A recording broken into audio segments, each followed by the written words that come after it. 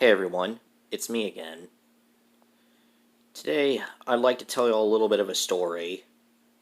Since Halloween is coming up soon, and my friend Clinchfield Marquette Productions did one of his ghost stories already, I thought I'd do a little ghost story of my own.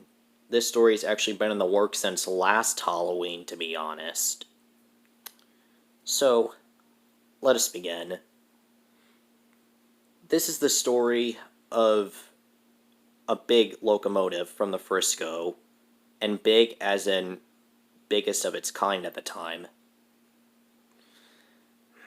This big engine started out as a 210-2. Nobody knows what this engine's number was, but evidence points that this engine's original number was 51. 51 was built at Baldwin in 1918. He was a part of a class of Type 1 210-2s, and there were 60 of them, all built for the St. Louis and San Francisco Railroad, aka the Frisco. These Class 1s had quite a few teething troubles.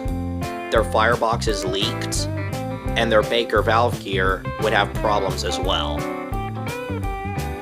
Not to mention, by the time the Great Depression had come and gone, they were obsolete, as drag freighters were no longer needed, with coming of the age of the superpower designs, such as Berkshires, Northerns, Hudsons, etc. The Frisco did not have any superpower designs at this point. All they had were older designs, which were more expensive and less efficient than newer ones. To remedy this, the Frisco underwent a system-wide upgrade in the late 30s. This upgrade period lasted until the end of steam in 1951. As a part of this upgrade, the boilers from the Class 1 210-2s were rebuilt into larger, more powerful, and faster 482s. And also as a part of the rebuild process, the existing T-54 Mountains were equipped with boosters, making them have slightly more pull effort than a standard nickel plate road Berkshire. These 4300 and 4400 class Mountains, which the Class 1s were rebuilt into, were even stronger than a T-54.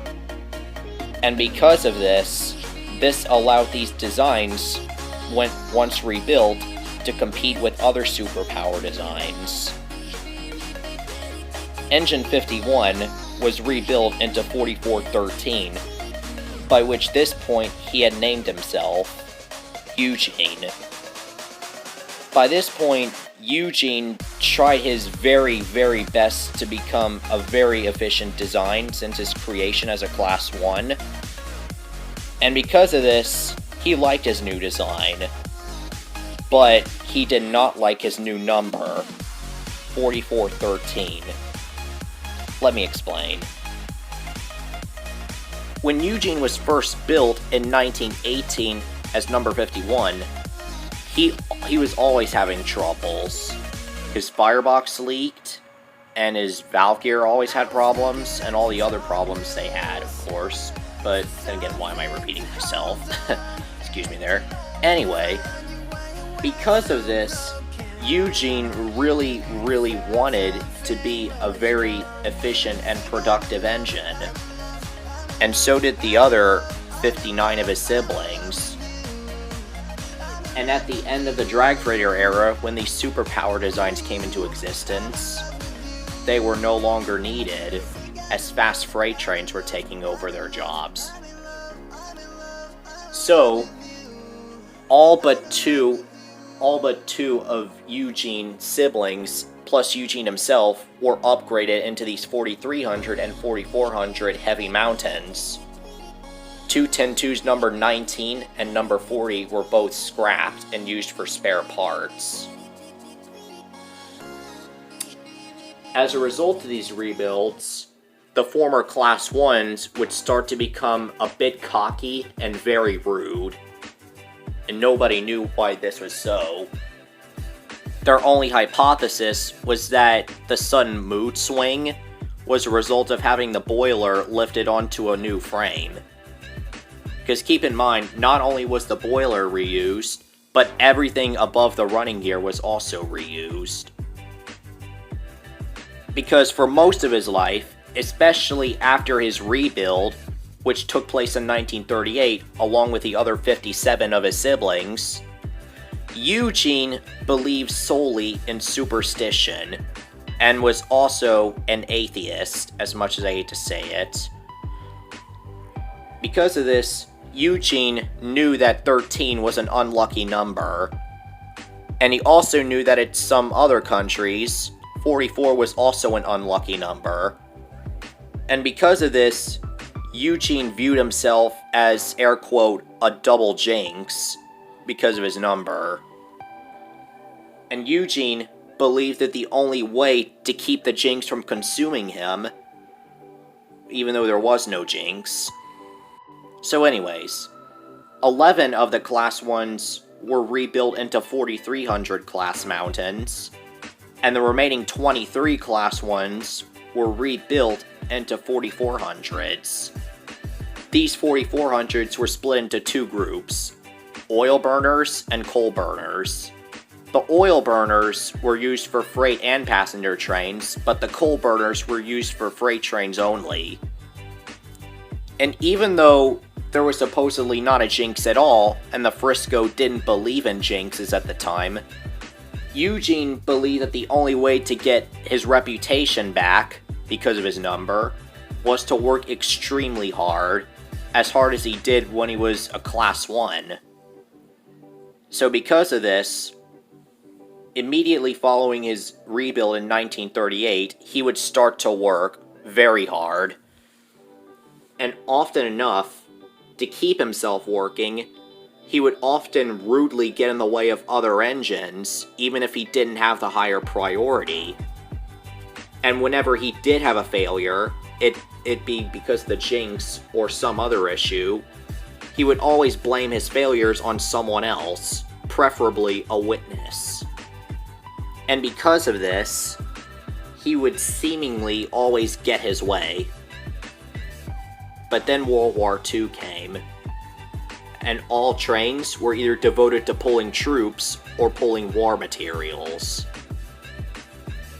Now, fast forward to 1944 and 1945. Frank was just having his locomotive booster installed, again as a part of this upgrade plan I mentioned earlier. During the last year of Eugene's life, he would start to become mentally unhinged because of how hard he was working. He worked so hard to the point where the only stops he made were for coal and water. He refused to have any sort of maintenance done to him because he wanted to stay running for as long as possible, and because of his mentally unhinged smoke box, he didn't want to stop. He felt like he didn't need to stop. And because of this, things would start to go downhill. 5 years later, it all came to a head. October 13th, 1950. Coincidentally, it was a Friday the 13th. This was a day that Eugene knew was a day of bad luck in his world. Coincidentally, there was also a blood moon. Or a harvest moon, I should say. After having seen the dieselization experiments, by this point, the Frisco had started to rapidly dieselize. And practically, Eugene was told that this was supposed to be his final freight run, before being taken to the scrapyard.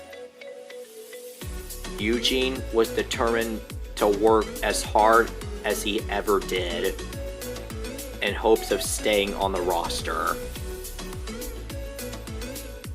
Before he left, Frank was also having one of his last runs, before being taken to the deadline.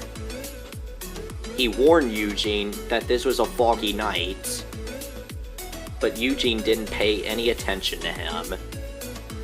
All he was concerned about was being on time, even if it meant tearing himself apart. And, deciding to ignore Frank's warning, Eugene set off. Eugene had set off from Springfield at around 1 or 2 in the morning. And he was crossing through the Ozarks at around 3 a.m. And little did Eugene know that in Frank's world, 3 a.m. was the witching hour, which is the hour that a demon is most likely to possess someone. Eugene was working so hard that he didn't even pay attention to the thick fog that was surrounding him. And he was going down a steep slope in the Ozarks, and he was supposed to travel slow and use his brakes from time to time, but Eugene didn't care. And all of a sudden, when he tried to slow down, realizing what he was doing, he couldn't. And at the bottom of the mountain, a tree had fallen onto a railroad crossing. And when Eugene saw this, everything happened at once.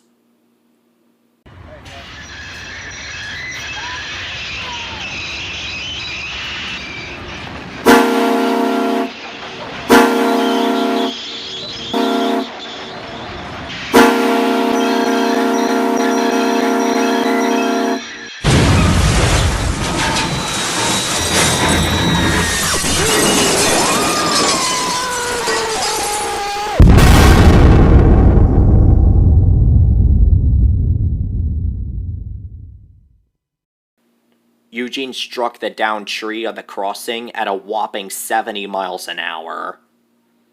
The impact was strong enough to send him flying off the tracks with his freight train trailing right behind him. And as he went tumbling down the mountain, rumor has it that his crew said to him one more thing. His driver had said, "You shouldn't have done that, Eugene." And in the seconds before his boiler exploded, rumor had it that Eugene had swore to himself and made himself believe that Frank was at fault for his accident. And after that, his boiler exploded. But before it did, he swore to himself that he would get revenge on him. After Frank was retired, he had heard about the accident, and as much as he was blamed for Eugene's faults, he still cared about Eugene and mourned his death.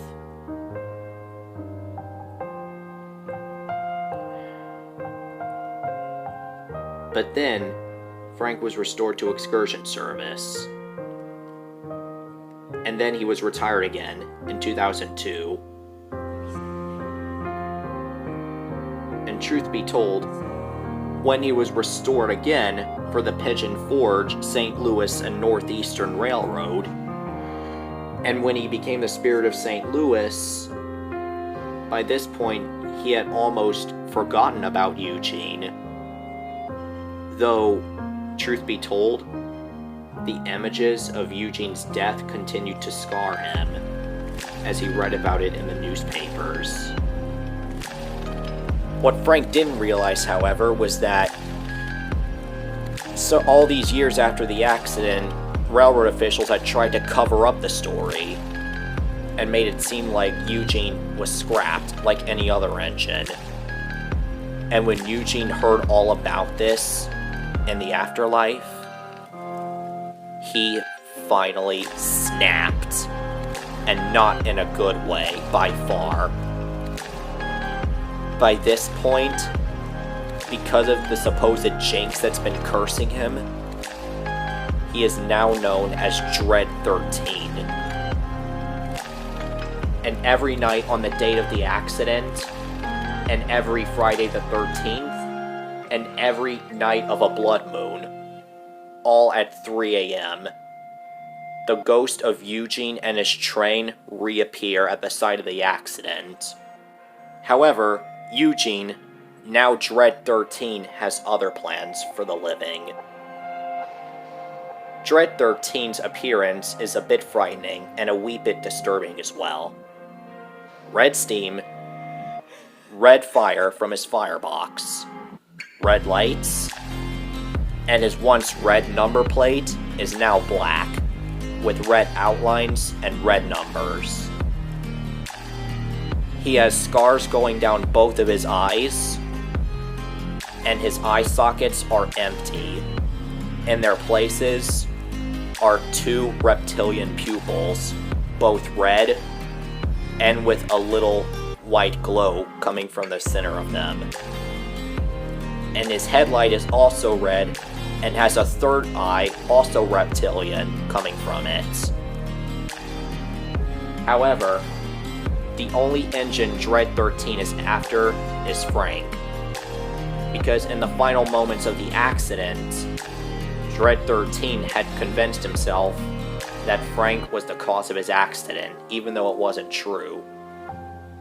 And because of this, he is only out to get revenge on Frank for supposedly causing his accident, and supposedly murdering him. There are 4 warning signs to know when Dread 13 is about to appear. Firstly, your fire goes out or your engine stops if you're a diesel. And then the lights go out. And then the clocks stop exactly on 3 a.m. And then a fog rolls in. A very thick fog. Then you'll hear the deep, bone-chilling whistle of Dread 13 and see his blood-red lights and his blood-red eyes and his glowing red steam. All of it rushing right at you.